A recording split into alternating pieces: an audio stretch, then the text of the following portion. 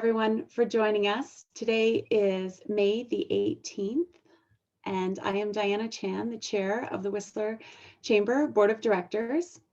I'd like to acknowledge that we are hosting this virtual meeting this morning on the shared unceded territories of the Squamish Nation and the Leewat Nation.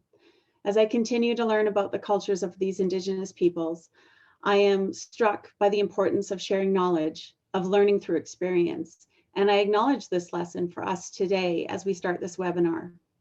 We are excited to be here in support of our business community and students. This webinar will highlight how students can help businesses innovate, save costs, and increase capacity.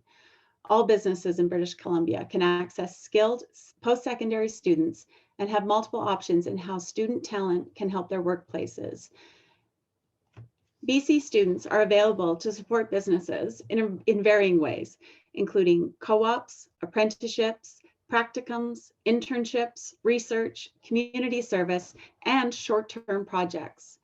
Our speakers today are representatives from local post-secondary schools sharing their student talent programs, as well as programs like Talent Match that support employers in connecting with students. Today, we are honored to have with us Kristen van de Griend, Program Manager, Talent Forward Program with the BC Chamber, Sonia Dollywall and Christina Hagberg, both Program Planning Analysts with Bcit, Tanya Loken and Mona Bakchu. This is a long one. They're Work Integrated Learning Hub developers with the faculty in Tourism Department with Capilano University, and Debbie Reese, a project manager with Talent Match.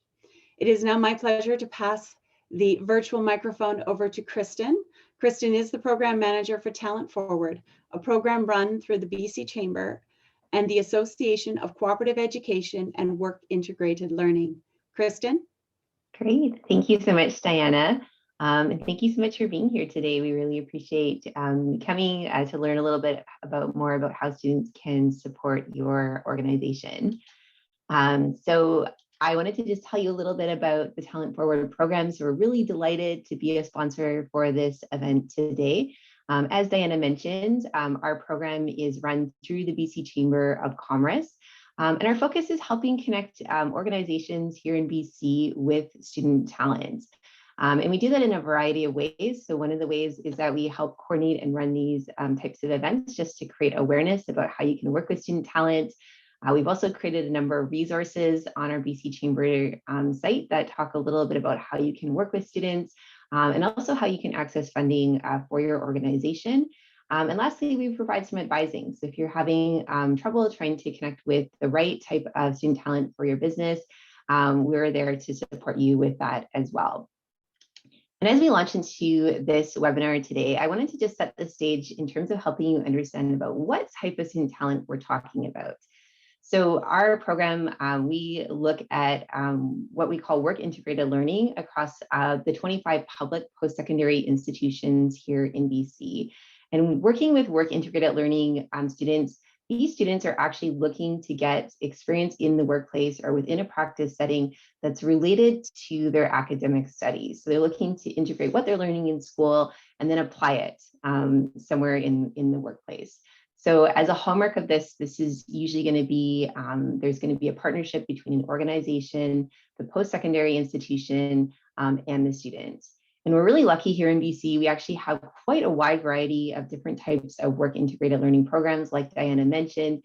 Some of them are paid opportunities and some of them are unpaid as well. So there's a lot of ways that businesses can connect with students. And at the end of the day, from the post-secondary perspective, we are really passionate about work integrated learning because we know how much it can support students in terms of learning the skills that they need to be able to connect to the labor market in the future.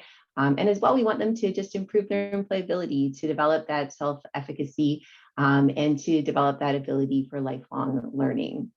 So I'm going to pass it back to Diana right now, and we're looking forward to hearing from some of our post-secondary presenters.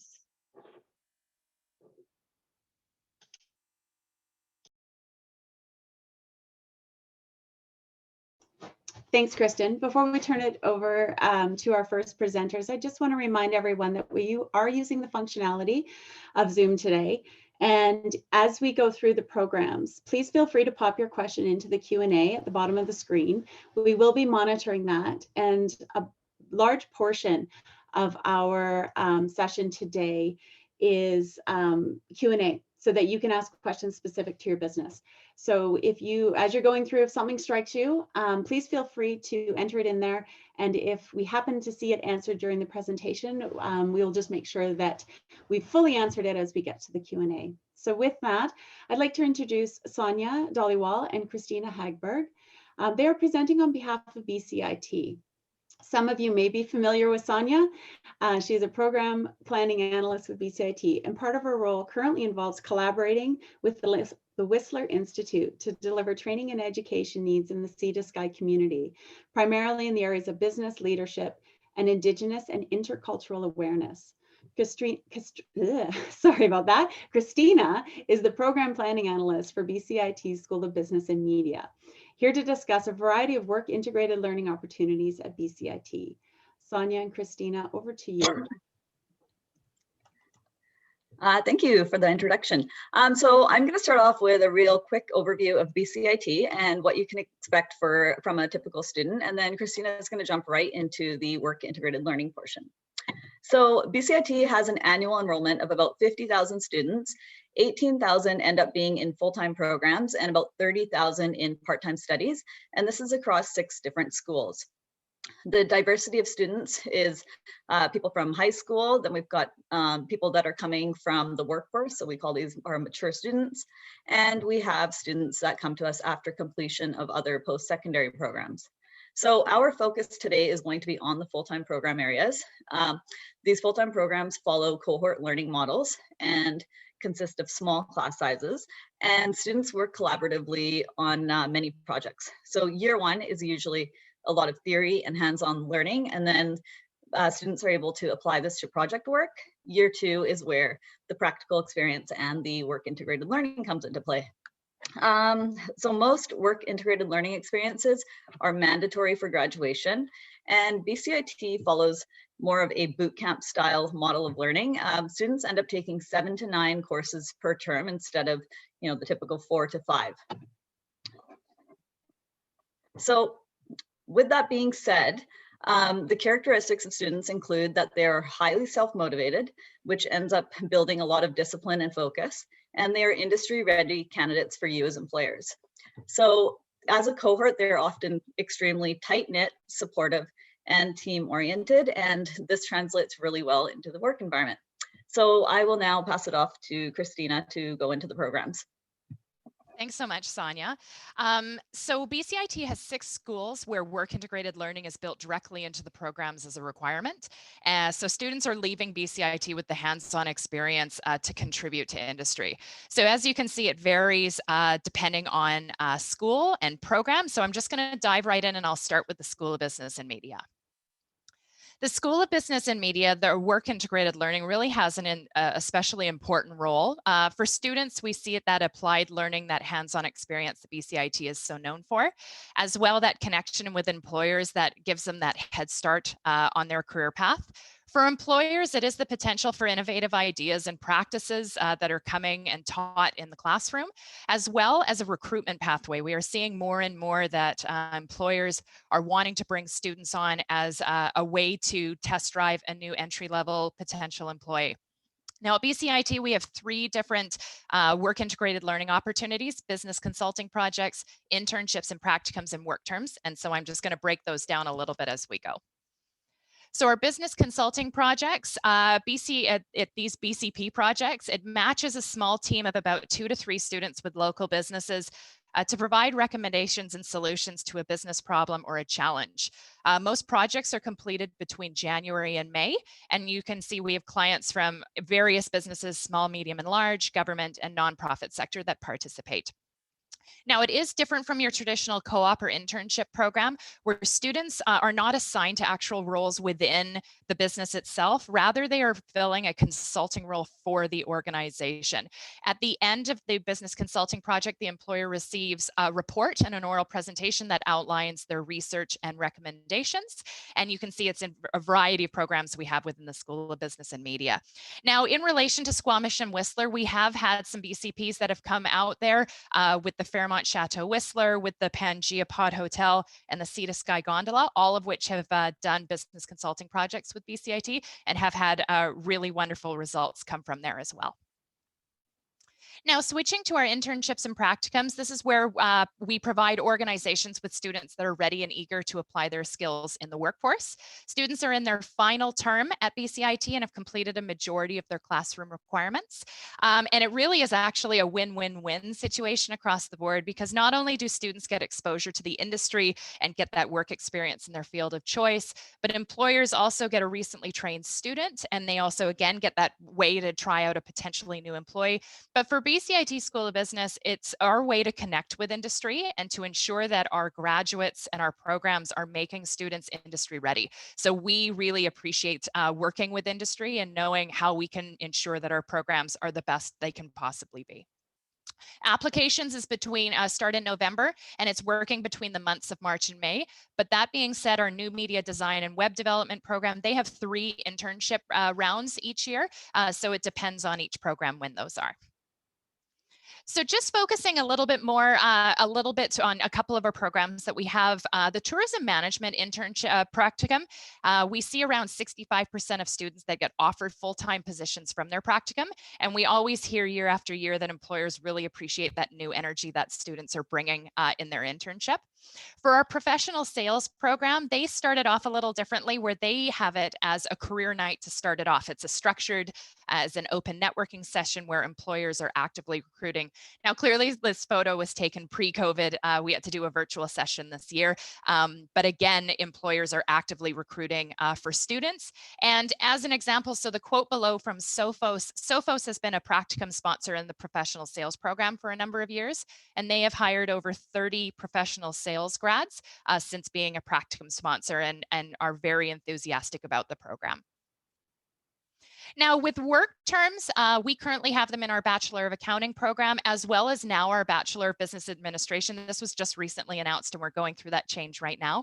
It is optional for students in both of these programs, but it is highly sought after because students really want that hands-on experience before going into the industry. Students are fully integrated into the organization, and their work terms are usually 4 to 8 months in length. So now switching on to our co-op programs, we have a variety of programs at BCIT that have a co-op program associated with it, with various start dates and duration. So co-ops range between 4 and 12 months in length, and it is a full-time paid opportunity. It is a source for permanent hires as students have 1 to 3 academic terms left in their program. And we find that 60 to 80% of small to medium-sized local businesses use co-op as a platform to grow their business. So it really is an incredible way for employers to get some new trainees in there. Going over to the School of Computing and Academic Studies, we have an industry-sponsored student project, and it is offered 3 times per year in IT and software development, very similar to our business consulting projects where students are working on a real-world problem submitted by industry. Now, one example, we always love to hear success stories. There was one recently where a team of students worked with BC Women's Hospital, and especially right now in the time of COVID, students took a complex nursing paper scheduling system, and what they did is they created a nurse scheduling web application known as Smart Roster. So what this it alleviated the workload, it minimized human error, it optimized the schedules, really focused on patient care and staff satisfaction as well. So really a great success story to come out, especially in this time of COVID. Going over to our School of Computing and Academic Studies, we have our School of Construction and the Environment. We have the Architectural and Business Building Technology program. This is a practicum in their final 2-year diploma program, and it does often lead to full-time post-graduate opportunities. Now, where we see types of jobs in this area would be estimators, property development, project management, as well as careers in building construction. Now, over 100 students each year participate in this mandatory practicum. Going over to Bcit apprenticeship services. This is a service that assists with employers with general information. Now, apprentices are self-directed in nature, where they reach out to the industry training authority to register and then to find a sponsor or an employer. So this service helps employers navigate through that process, navigate through the paperwork and the registration, and ensuring that they have all the support needed as they bring on an apprentice, and all of the information there is if needed. So on to our contacts. As mentioned, I'm the representative for the School of Business and Media. But again, I am happy to direct any questions. I work with all the schools in regards to work integrated learning opportunities. So you're welcome to contact me if you have any questions. Susanna Kahn is our program head for the Center of Workplace Education. So she focuses mainly on co-ops. And Sonia Dhaliwal, as mentioned, is our representative up here in Bcit Whistler, and she can assist with any questions that come through and direct those to the proper people as well. Perfect. Thank you so much for the time to be able to speak today about Bcit's work integrated learning. Thank you, Christina and Sonia, for that. Christina, I appreciated even just that last slide of, it's great to know that there's somebody there to help businesses navigate through all of these programs. I know we haven't given you much time to go through them, and there was a lot in there, but just knowing that someone can help. I think we've all learned how to navigate through various programs and what do they mean to our businesses. So great to see that. We will now have a presentation from Mona and Tanya, both faculty in the tourism department at Capilano University. They are currently working on a project called the CapU CoLab, which is focused on creating more opportunities for organizations and students to connect. Mona, Tanya, over to you. Good morning, everyone. I'm just going to share my screen. It'll take one moment here. There we go. Looking okay? Are we seeing the screen? Yeah? We are. Excellent. Thank you. All right. So good morning. A little bit about Capilano University. Sorry, Tanya, you're not. There we go. There we go. Thank you. A little bit about Capilano University and our land acknowledgement. Capilano U is named after Chief Joe Capilano, an important leader of the Squamish Nation, of the Coast Salish people. We respectfully acknowledge that our campuses are located on the territories of the Lillooet, Musqueam, Sechelt, Squamish, Tsleil-Waututh, and the Tsleil-Waututh Nations. I'm currently working on the unceded lands of the Squamish Nations. My name, again, is Tanya Loken. I'm a convener for the Diploma in Tourism Management International, and I also prepare students for the Tourism Management Practicums. Our agenda today is a little bit about our background, what we do at the CapU CoLab, how it works, and some examples of our projects. I'd also like to introduce you to my colleague, Mona Beichu. But before we continue, because Mona and I both work in the School of Tourism and we run practicums for the School of Tourism, doesn't mean that we're here to just talk about tourism and outdoor rec. Although it's near and dear to our hearts, I started my tourism career in Whistler at Tourism Whistler Hotels and on the Mountain. Many of our faculty have strong roots in Whistler and are keen to give back to our community and the communities that we live in. At CapU, we recognize that community is our greatest strength.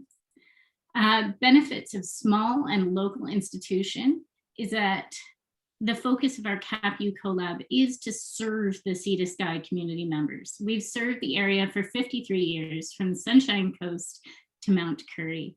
Over to Mona for the CapU CoLab. Thank you, Tanya. Good morning, everybody. Just a little bit of background. So my education and work experience did allow me to work for various hospitality companies across different countries worldwide, like Switzerland, US, UAE, and Mauritius. I started my teaching career back in 2012, and at CapU, as Tanya mentioned, I'm wearing two hats. So I teach in the School of Tourism, and alongside Tanya, I'm also the Will Hub developer. Now I'll just touch on how the CapU collab works. So from the two ministry grants that CapU was awarded in August 2020, we recently developed the CapU collab. So this year we undertook a project developing 22 new or redesigned courses with some form of work integrated learning opportunities in all 5 faculties. So this is in addition to our already established practicums and co-ops and the School of Tourism, outdoor rec, early childhood education, health programs, and also the School of Arts and Motion Picture. Now, over the past 2 years, we've been really successful in developing the City Studio program, which is a partnership between CapU and the City of North Van.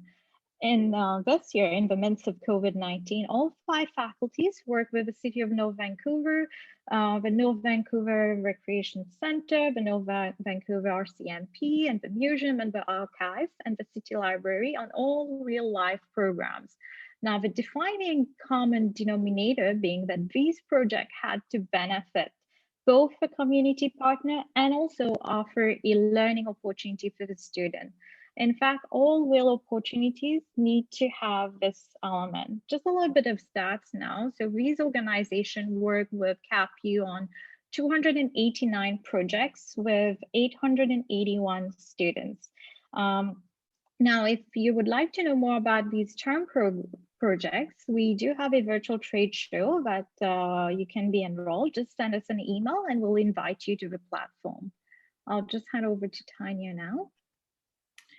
So we see the benefit of working with all 5 faculties, not just with tourism and outdoor rec. For example, working with kinesiology students to ensure that your employees at desks have healthy and ergonomic desk space, opportunities to move during the day, establishing a marketing and PR plan for our business and professional study students, creating a script for your next video from some of your creative writing students, for example. Excuse me. Work with our stats students to develop a new survey, and our engineering and biology students to help develop eco-sustainable projects. We see the CapU Collab as an extension of this program, collaborating with small and large businesses, ensuring that you have the elements of a good match. This is being an engaged student, making sure that it meets your needs to solving real life problems and learning about your business and working to become a future employee. And you as an employer, giving them the opportunity to experience what it's like to work in this field. The goal of our CapU Collab is to be our one-stop shop. Concierge, for example, whereby WIL and EL experiences such as co-ops, practicums, service learning, applied research projects will be matched with our community partners, instructors, and students. So here's some of the examples from the School of Business and School of Tourism. This is through our City Studio program, where these particular classes went into the City of North Vancouver areas and developed some really cool projects. So over to Mona again. Okay, so I'll just touch a little bit more on our tourism co-op and practicum program. So this is where our students have a choice to work in all 5 tourism sectors and work in all departments. They have exposure to tourism sales, revenue management, PMS systems, guest and customer service principles as well. Now, our co-op diploma programs, they are paid opportunities running from May to October and require a minimum of 500 hours. But during COVID, we made some adjustment to those working hours. We had it down to 280 hours. Now, with regards to our practicum programs in the Tourism Management International Diploma Program, this can be paid or unpaid. And the working hours are 280 hours and they run between May and October. Now, although we are incredibly proud of our TM and outdoor rec programs, we do look forward to see what all students can do for the community of Whistler and beyond. Now, on behalf of Tanya and myself, we would like just to extend our sincere thanks to Kristen and Diana and her team at Talent Forward and the Whistler Chamber, and we look forward to collaborate with you all. And yeah, I'll hand it back to Diana now.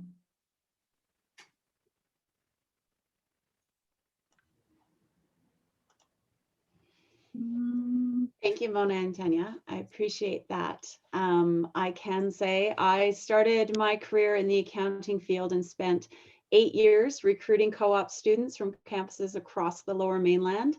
I think one of the best parts, well, not the best part, but many of the things that you've talked about, the energy, the knowledge that students bring in, their interest to learn and to share that knowledge, but also the ability to stagger the workforce throughout the year and have people come in at the time where we had time to spend with them or where our work needed those added resources. So absolutely a fantastic project.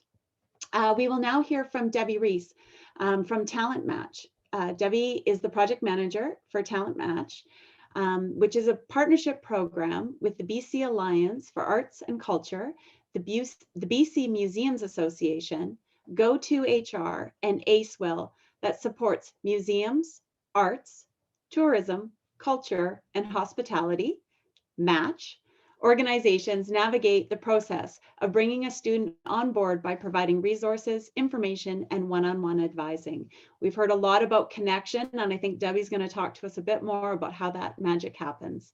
Debbie, over to you.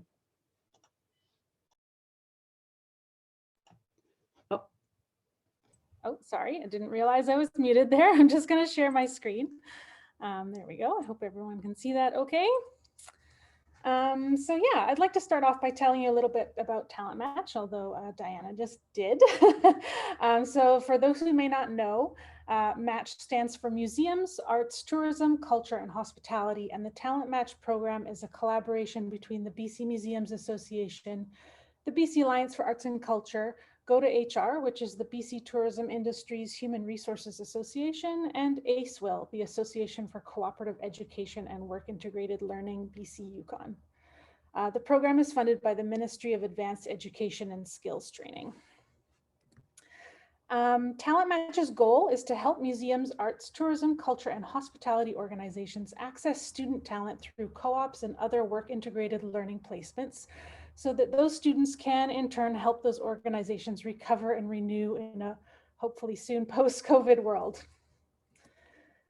The program provides employers with resources to make hiring a student easier. This includes information on funding, help connecting to post-secondary institutions with programs that are relevant to the positions or projects employers want students to help with, and tips on how to recruit and onboard students into your organization.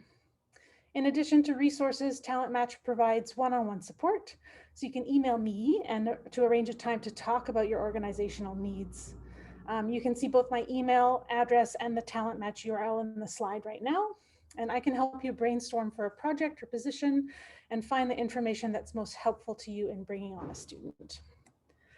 Today, I'm going to focus on giving you information about hospitality and tourism programs, as well as culinary arts programs at post-secondary institutions across BC. These programs require students to fulfill one type of work integrated learning or another. These are usually labeled co-ops, practicums, or work experience. Students have to work anywhere from 40 to 500 hours to fulfill this requirement, and ideal positions range from entry-level roles in restaurants and food service to sales and marketing positions for destination marketing organizations. The great majority of programs require students to complete their working hours during the summer months, generally May through the end of August. These programs allow for students to travel to other communities to work, so you can recruit from across the province. Only Selkirk College's ski resort operations and management program is a winter-specific program with students working from December to April. So a few programs allow for student placements to occur in the fall, winter, or summer semester, notably Camosun College, North Island College, and Thompson Rivers University, as well as the culinary arts programs at the Nicola Valley Institute of Technology and at Okanagan College. Many programs allow students to accumulate their work experience hours throughout their studies, with some students choosing to work part-time or to take a semester off. For those working part-time, it's worth noting that having students travel to work can be a challenge if they are taking classes concurrently and remote learning is not an option, which is a possibility in the future. The vast majority of programs require students to complete their hours through paid positions, and usually unpaid opportunities are much shorter, such as the College of New Caledonia's Tourism and Hotel Management program, which requires a 90-hour placement. The expectations of employers from the schools also varies. Sorry, I'm just having a little bit of a issue with my script here. I'm just going to switch to my other screen. Please bear with me.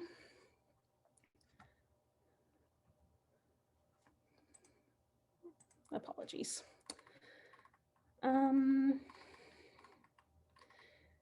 Here we go. The expectations of employers from schools also varies.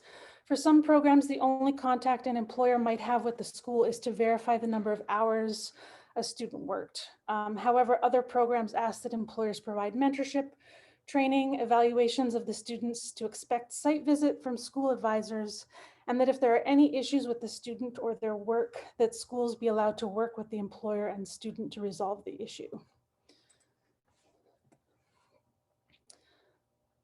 Sorry, my computer is just being a bit slow. I've prepared a document that will be shared with you, and I will do that right now.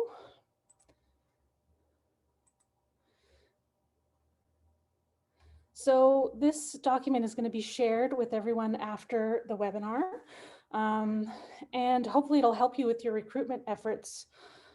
So you can see that it includes 5 broad program types. Hold on one sec, my apologies. Just scroll down there.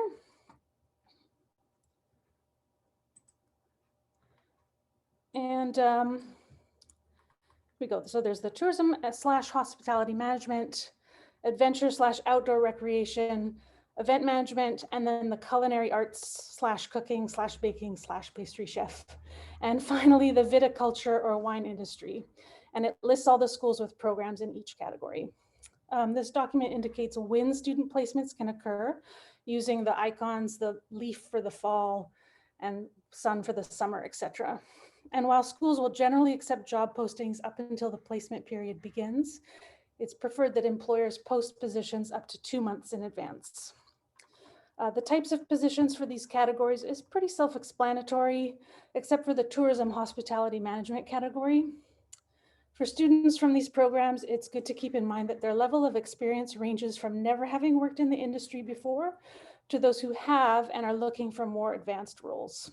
So the ideal positions the students are looking for also ranges widely and include sales and marketing focused positions, management and supervisory focused.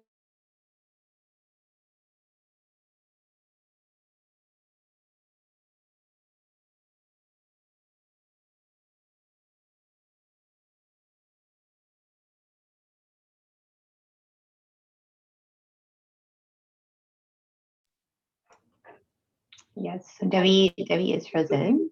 I do believe we've lost Debbie.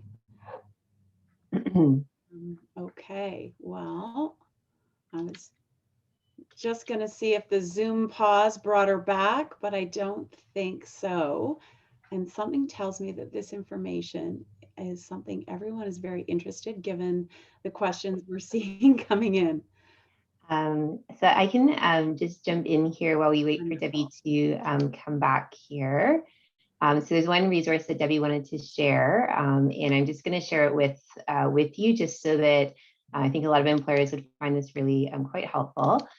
So one of our partners, so Debbie and I both run different programs, but we work in partnership with an organization called ACEWELL. And I just wanted to let you know about one of these, what a great resource that can be very helpful in your recruitment.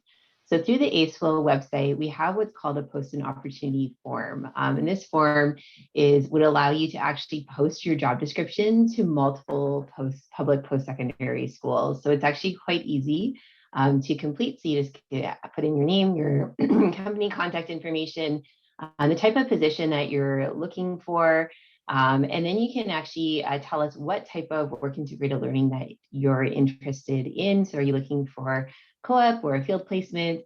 And then you just upload your job description. And then this will get sent out to the schools that you select, and you're actually able to decide which schools you want to send your job posting to. It will automatically get sent to those schools, and then those schools will actually respond back to you directly. But this actually saves you a lot of time. You don't need to hunt down contact information for different schools. You can just simply upload your job posting, select the schools that you want, send it out, and that will start that relationship with those particular schools. And you can also tell us what type of programs you want to include as well. So we hope that this is a helpful resource for you when it comes to recruiting students, especially in the areas that Debbie had mentioned.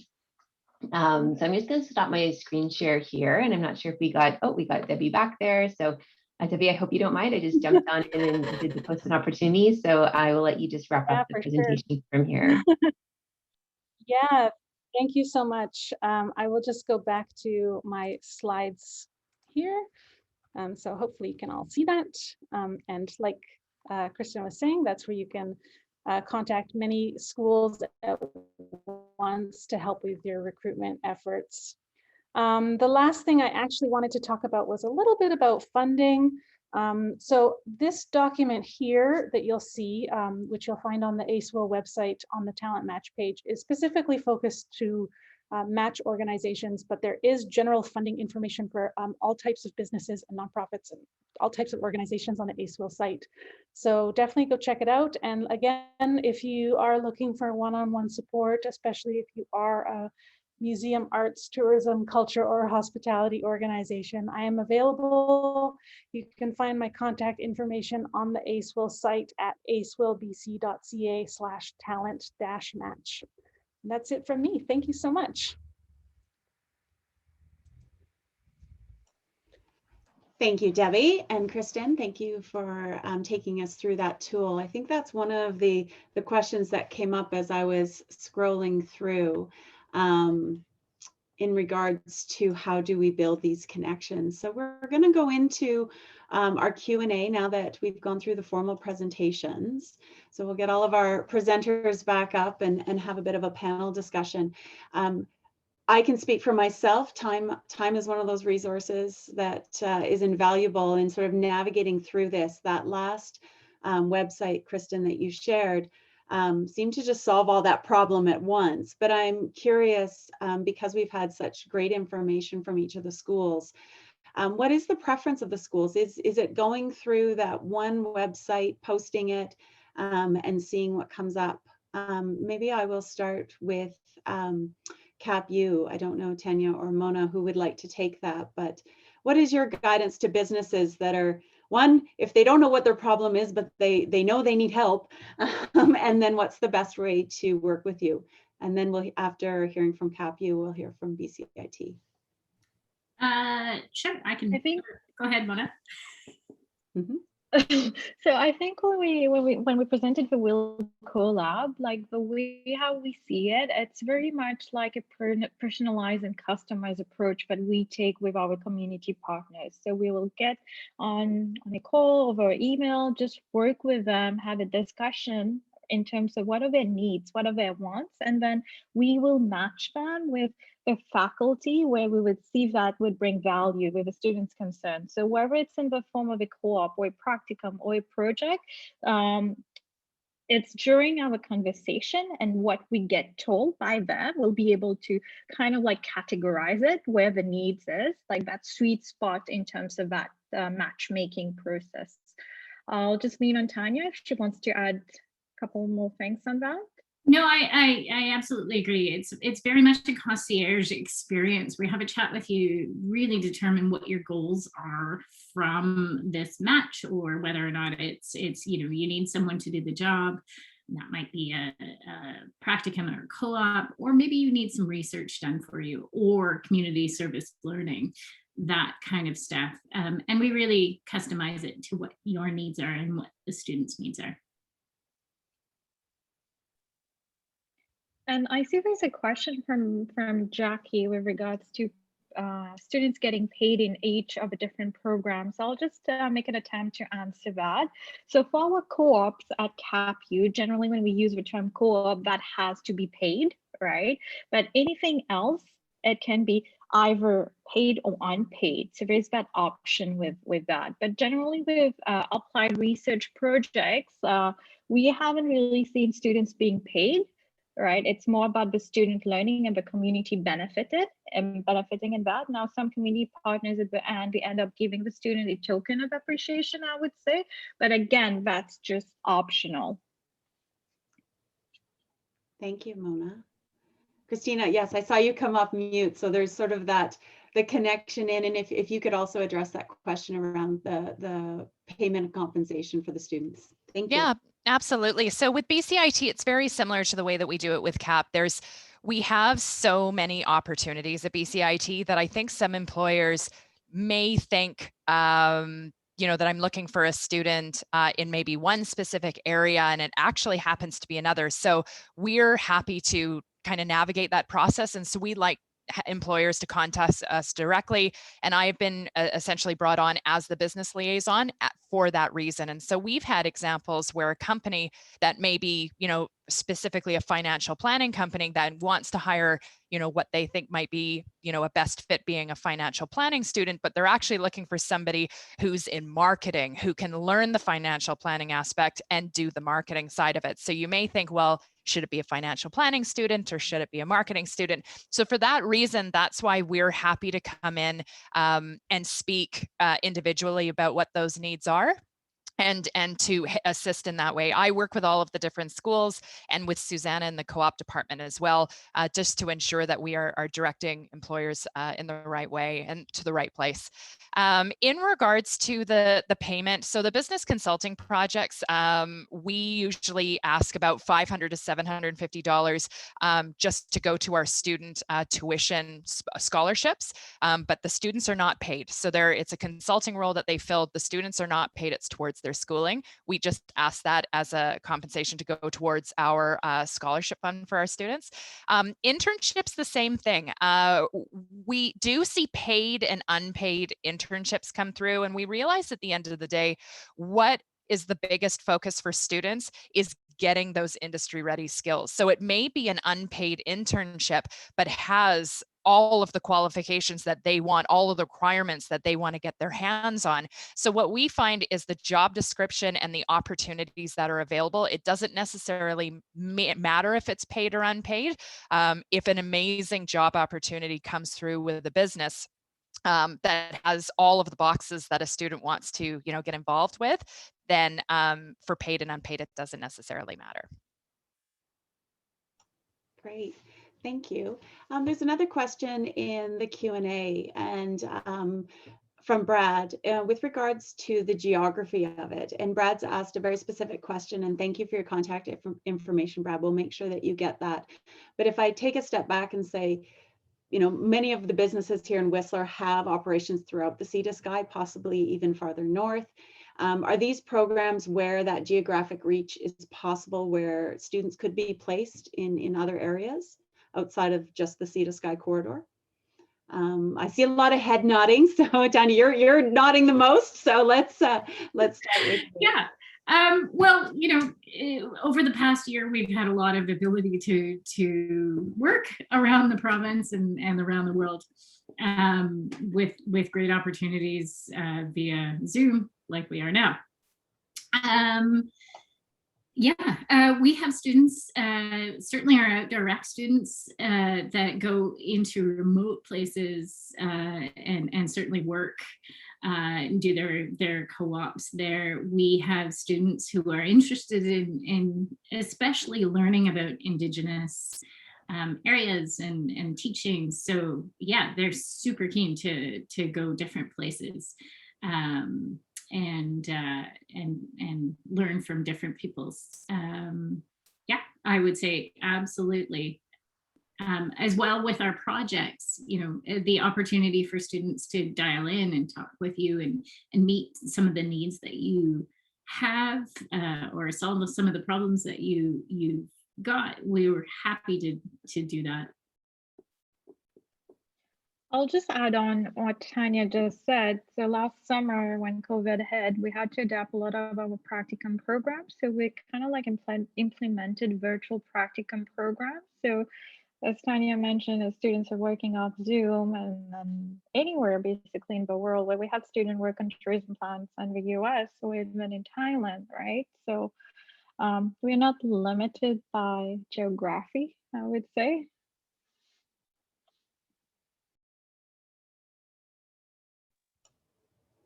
Christina. I would agree as well. We've had specifically with Squamish and with Whistler as well. We've had a lot of students that have done their internships up there with the Fairmont Chateau Whistler, with Tourism Whistler, Whistler Blackcomb, and things like that. So we haven't seen that being an issue at all.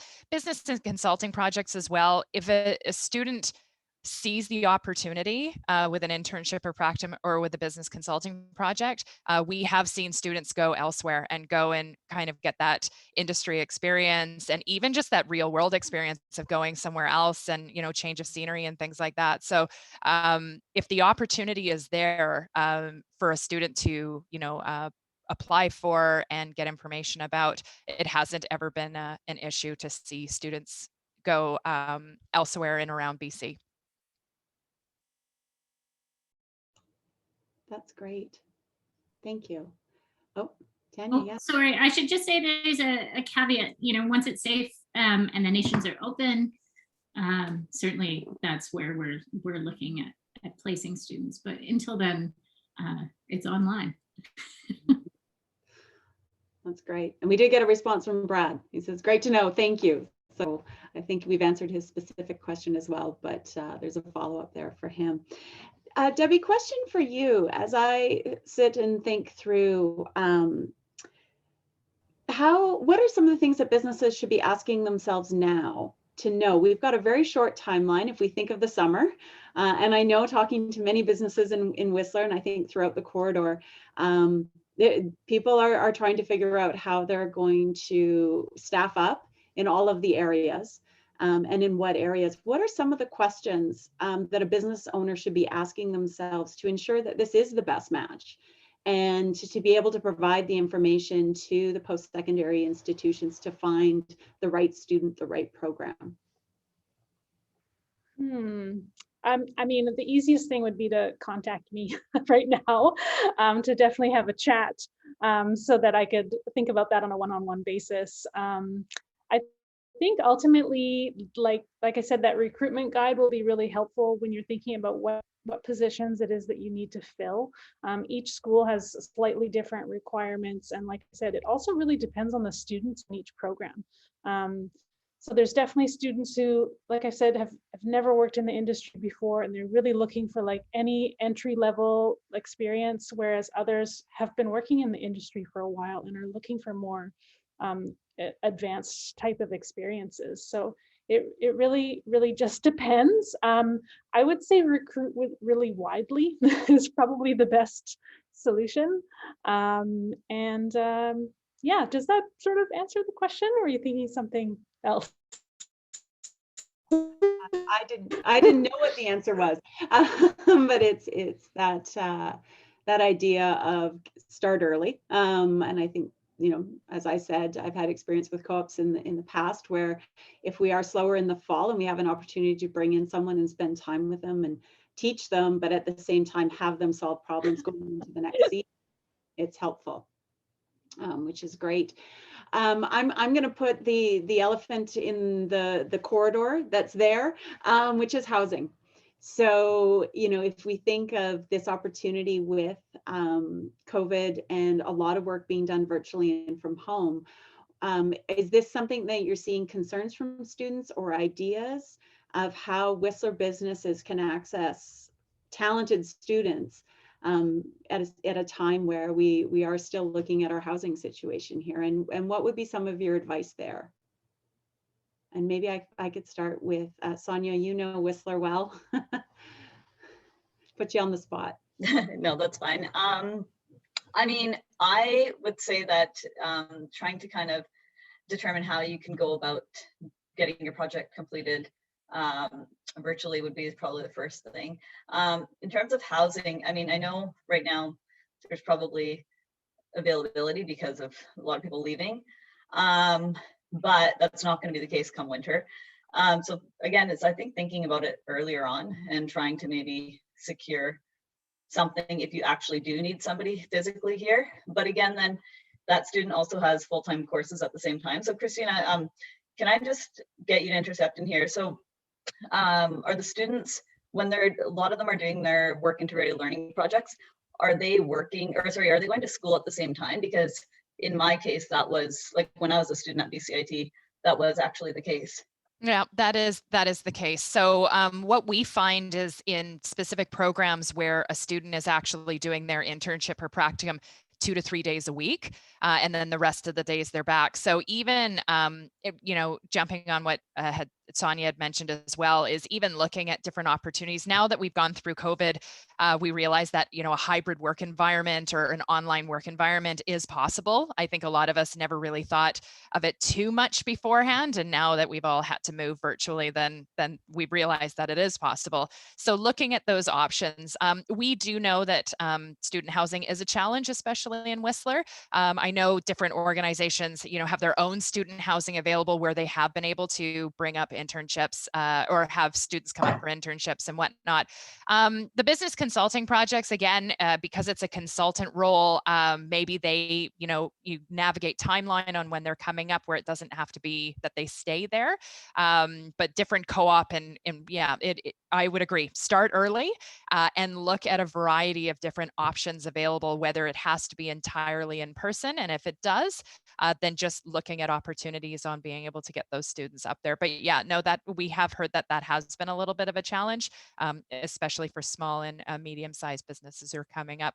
But I think now we're learning of just so many different opportunities that are available to navigate through that.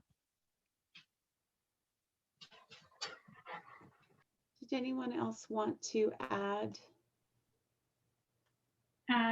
Yeah, for the experiences that we've had thus far in Whistler, most of the time it hasn't been an issue. You guys are the experts on housing in Whistler.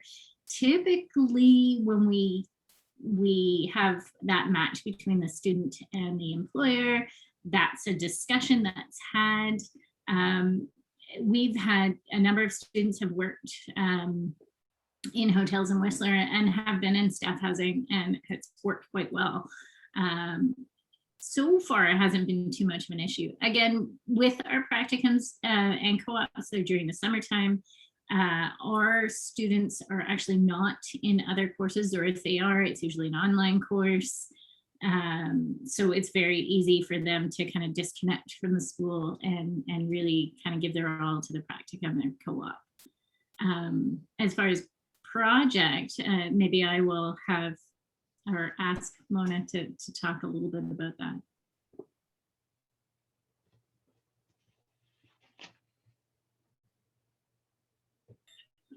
Or not. Or not.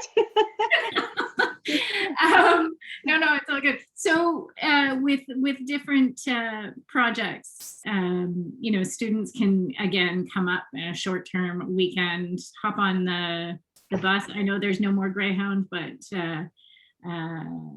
back in the day, you know, it was fairly easy for students to get up to Whistler for the day or the weekend and work on specific projects. That's great. Mona's having a bit of internet connection issues, so she wasn't completely ignoring you. And she'll let us know when Not just me, right? So we've talked a little bit about thinking about your for business, thinking about your labor needs, thinking about the different programs, and I thank you for including that breadth of industries that that students are available to. I think, yes, the match program is amazing. We're seeing a lot of people leave the hospitality industry, so to know that we can support students who are interested in this field to come here, but also construction and trades, definitely another area that we see in our community needing that work, and culinary programs. Definitely another need for, in particular, Whistler, but I'm sure throughout the sea to sky. So a little bit of connection, a little bit, how do you prepare? What should a business owner or manager think about if they have a student coming on board? How can they best prepare for a great experience for the student? Because I'm hearing that there is that's what the students are looking for: work integrated learning, cooperative education, learning from people on the ground. So what are some of the things that businesses should think about as they construct a job? So this isn't about hiring frontline employees. This is about bringing someone in, either working on a project or a specific area of the business. So Christina, you first, hit the buzzer first. Excellent, thank you. No problem. So with our business consulting projects, all students are assigned a faculty advisor. So that faculty advisor can assist them with, whether it's asking questions to the employer and keeping them on track and on timeline. With internships and practicums, all of our programs have very detailed information on their website about what they're looking for and how we can assist employers. So in regards to putting together, a job description and really the details around what helps bringing a student on, and even asking those questions. All of our program heads are listed as well and are there to help answer those questions. So if you're new to bringing on, a student for an internship or practicum, or new to doing a consulting project or a co-op, there's all of us at Bcit who are there to help with those questions and to just work through all of that. But yeah, there's a lot of information there, and we're trying to set employers up the best we can, just to know how to put those job descriptions together. And then from that point on, now you've got a student there, and so how to navigate through that as well. There's lots of contact information if you're new to that as well.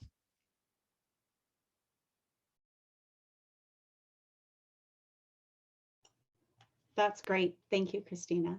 I'm just going through, we had a couple of questions that have been submitted. We're not seeing any more in the Q&A.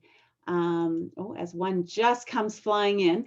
But I think it's, Christina, as I hear you talk, and I wouldn't mind hearing from the CapU perspective, especially given your collab, is this idea of how quickly can the students get up to speed? How much time do we have as an employer, do I have to spend? And just your experience with co-op students or interns coming in, and how quickly they do start to really add value to the businesses. Well, I think it depends on what they're doing, right? It depends on the project that they're doing, or in a co-op or practicum. And some students, the reality is some students do better than others. And some students get up to speed quicker than others.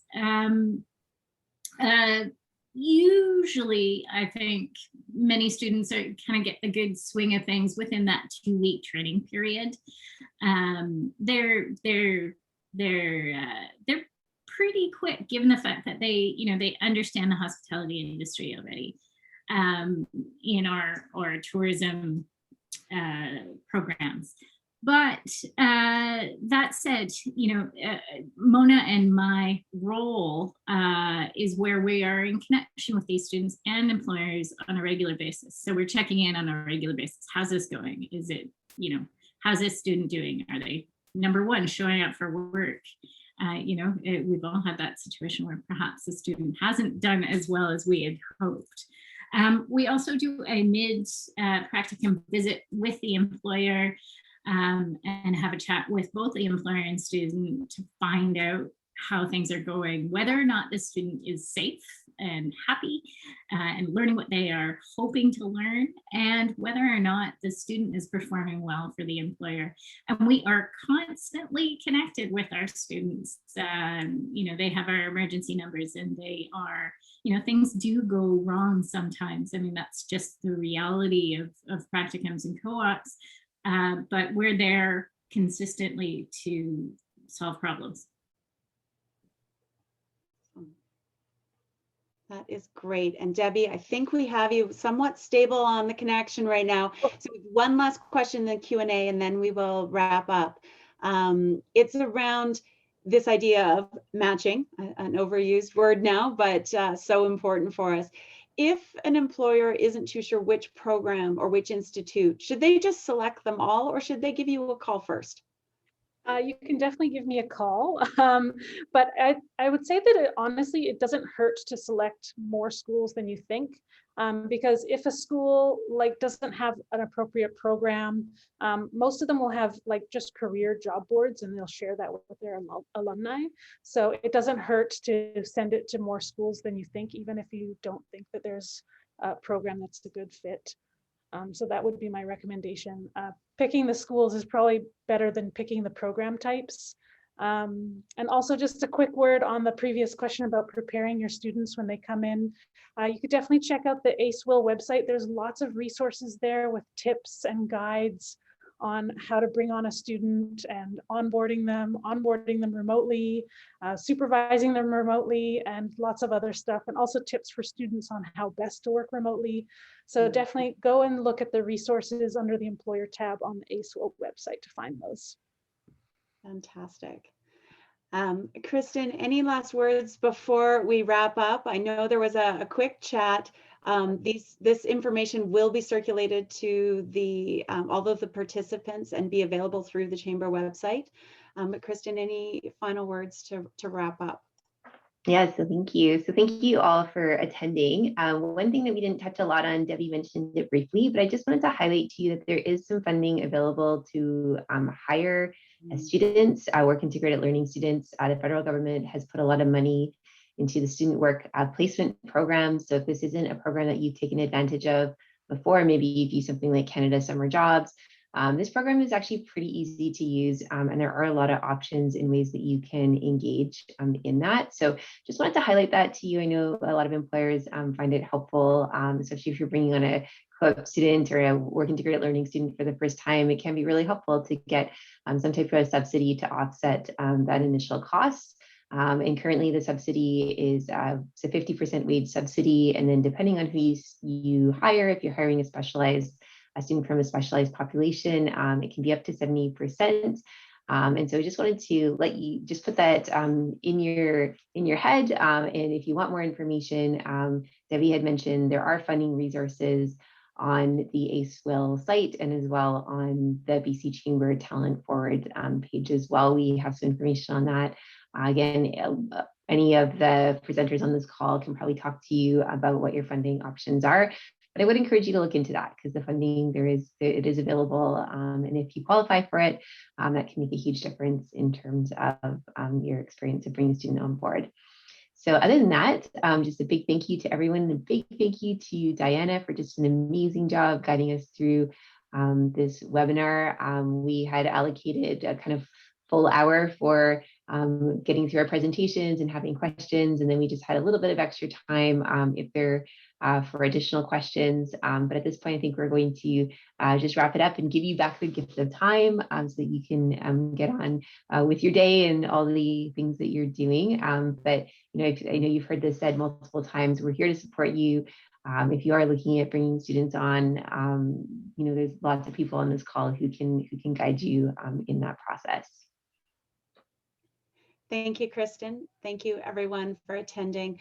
And I would be remiss without knowing that Jackie Basilian, who many of us know in Whistler, I think has come up with about 20 different ways that we can start to match students with the opportunities that are in Whistler as we look to build back our community, knowing once we're all safe, tourism will come back and there will be incredible opportunities with student talent to continue to deliver the great experience that is Whistler. So thank you all.